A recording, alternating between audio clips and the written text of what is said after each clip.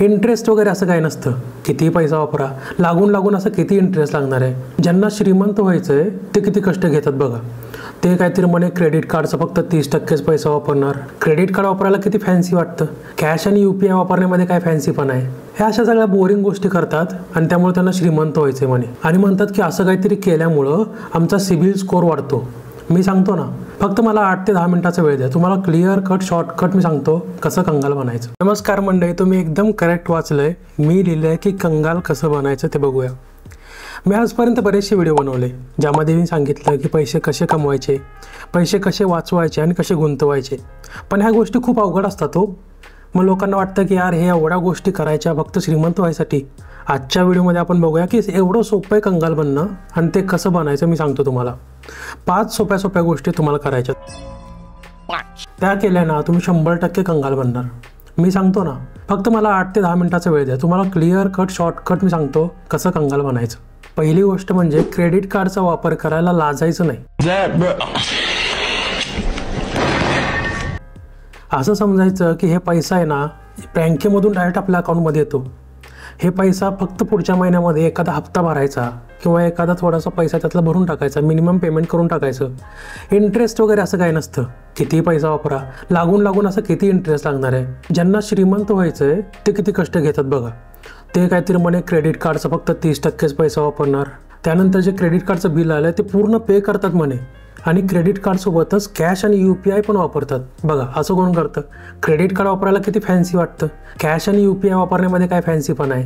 ह्या अशा सगळ्या बोरिंग गोष्टी करतात आणि त्यामुळे त्यांना श्रीमंत व्हायचं म्हणे आणि म्हणतात की असं काहीतरी केल्यामुळं आमचा सिबिल स्कोर वाढतो आणि सिबिल स्कोरमुळं आम्हाला लोन मिळणारं फ्युचरमधलं स्वस्तात मिळतं.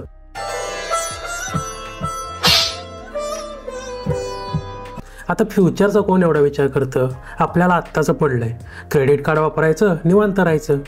आणि त्यांच्यासाठी मी सिबिल स्कोरचा व्हिडिओ बनवला की बाबा बघा आणि यातनं शिका. आता आपल्याला काय आहे, आपल्याला तर कंगाल बनायचं आहे. पण आपण त्यातनं काय लोड घेण्याची गरज नाही, ती व्हिडिओही बघायची गरज नाही.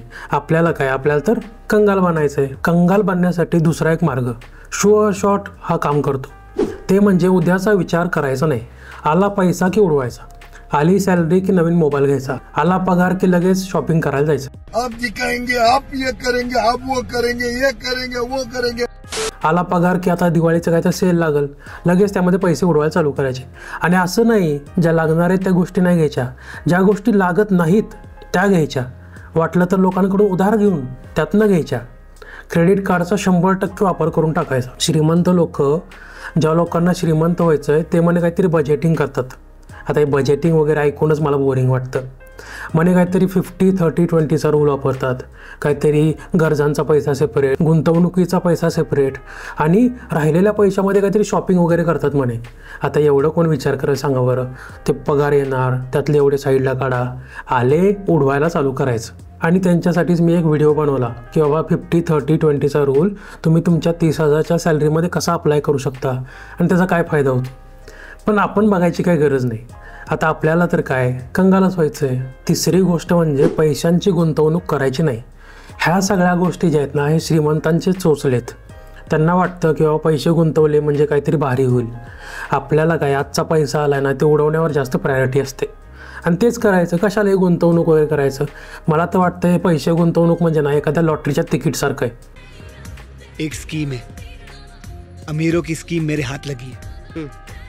25 दिन में पैसा डबल. आपल्यासारख्याला त्यातलं काही कळत नाही. आला पैसा तर आला, नाहीतर मग ते पैसा पूर्ण डुबून गेला. मग त्यापेक्षा कशालाही गुंतवणूक करायची. आपला पैसा आपण खर्च केलेला काय वाईट आहे. ज्या लोकांना श्रीमंत व्हायचं आहे ते म्हणे काहीतरी 100 ते 500 रुपयापासून सुरुवात करतात.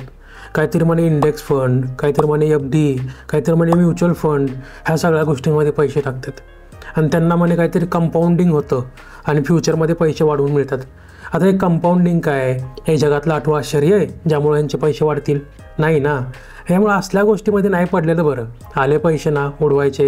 हे गुंतवणूक वगैरे जे श्रीमंत होणारे लोक आहेत त्यांच्यासाठी. आता ह्यांच्यासाठी मी हे कंपाऊंडिंग वगैरे काय असतं ते सांगण्यासाठी एक व्हिडिओ बनवला आणि त्यात सांगितलं की कंपाऊंडिंग तुम्ही काय असतं शिका, त्याचा कसा फायदा होतो शिका. पण आपल्याला काय, आपण ते बघायचं नाही. आपल्याला तर काय व्हायचं आहे, आपल्याला कंगाल व्हायचं आहे. आता हे 3 मार्ग मी तुम्हाला सांगितले की बाबा कसं कंगाल होऊ शकता. हे ठीक होते, पण हे पुढचे जे 2 मार्ग आहेत ना त्यामधून तुम्हाला मी सांगतो 100 नाही 1000% तुम्ही कंगाल व्हालच. ये भगवान क्या जुलूम है. आणि त्यासोबत तुम्हाला मानसिक आणि शारीरिक त्रास पण होऊ शकतात. तर मग चांगली डील आहे ना. चला बघूया काय. तर आता हा चौथा मार्ग काय की कसल्याही प्रकारचा इमर्जन्सी फंड बनवायचा नाही. आता हे इमर्जन्सी फंड वगैरे आहे ना, मला तर वाटतं हे जे सगळे इन्फ्लुएन्सर आहेत ना, त्यांनी काहीतरी एक शब्द शोधून काढला आहे, काहीतरी उगी फॅन्सी बोलायसाठी. उगीच काहीतरी म्हणायचं इमर्जन्सी फंड वगैरे बनवा. काय हे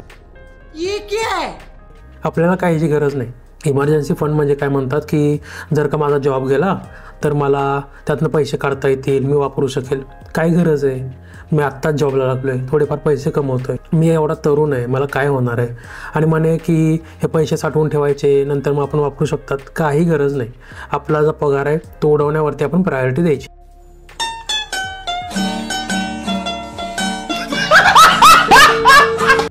ज्यांना श्रीमंत बनायचं आहे ते म्हणे काहीतरी 3 ते 6 महिन्याचा पैसा साठवून ठेवतात आणि म्हणतात की जर का माझा जॉब गेला, जर का माझा पगार उशिरा झाला किंवा जर का मला काहीतरी मेडिकल इमर्जन्सी आली तर हा पैसा कामी येईल. असं कधी होतं का? कशाला हे पैसे काढून ठेवायचे? आपल्याला पैसे उडवायचेत, ह्या सगळ्या गोष्टी नाही करायच्या. आणि त्यांच्यासाठी मी एक इमर्जन्सी फंड कसा बनवायचा ते व्हिडिओ बनवला की बाबा इमर्जन्सी फंड काय असतो, ते किती दिवसात तुम्ही बनवू शकता, त्यामध्ये किती पैसा टाकायला लागतो, म्हणजे ज्यामुळे तुम्ही तुमचा इमर्जन्सी फंड बनवू शकता, ह्या सगळ्या गोष्टी सांगितल्या. पण आपल्याला काय, तो आपण बघितला नाही तरी चालेल. आपल्याला काय बनायचंय? कंगाल बनायचंय. आणि 5वा सगळ्यात महत्त्वाचा पॉईंट ज्यामुळं आपण शुअर शॉट कंगाल होतो तो म्हणजे कुठल्याही प्रकारचा विमा घ्यायचा नाही, कुठलाच नाही घ्यायचा. आता हे मला तर काय वाटतं, हे विमा कंपन्यांना पैसे कशाला द्यायचे आपल्या एवढ्या कष्टाचे? त्यापेक्षा हे पैसे आपण कुठेतरी शॉपिंगमध्ये खर्च केले, काहीतरी गोष्टी खरेदी केल्या किंवा काहीतरी एखादा नवीन फोन घेतला, त्यातून किती जास्त फायदा होतो. बात तो सही है. आपण एवढे तरुण आहे, आपल्याला एवढं फिटनेसवर आपलं लक्ष आहे, आपण चांगलं खातो, आपण बाहेरचं खात नाही. आपल्याला काय होणार आहे? कशाला विमा वगैरे घ्यायचा? जे श्रीमंत होणारे लोक आहेत ते म्हणे काहीतरी हेल्थ इन्शुरन्स घेतात, काहीतरी टर्म इन्शुरन्स घेतात. आणि ह्याच्यामुळं काय होतं म्हणे की ह्या हेल्थ इन्शुरन्समुळं मी हॉस्पिटलमध्ये गेल्यावर मला 0 बिल येतं, सगळंच्या सगळं बिल हेल्थ इन्शुरन्स कंपनी पे करते. असं कुठं असतं का? आणि म्हणे काय तर टर्म इन्शुरन्स नंतर काय होतं की जर का मला काय झालं फ्युचरमध्ये तर माझ्या फॅमिलीला आर्थिक सपोर्ट मिळतो आणि त्यांचं परत भविष्य चांगलं होतं. असं कुठं असतं का? मला तरी खरंच नाही वाटत. आणि त्यांच्यासाठी मी हे व्हिडिओ बनवले की बाबा बघा हे टर्म इन्शुरन्स काय असतो, हेल्थ इन्शुरन्स काय असतो, कसा घ्यायचा, कसा बनवायचा, काय प्रोसेस असते. किचकट विषय हो, हे नाही घेतलेलंच बरं.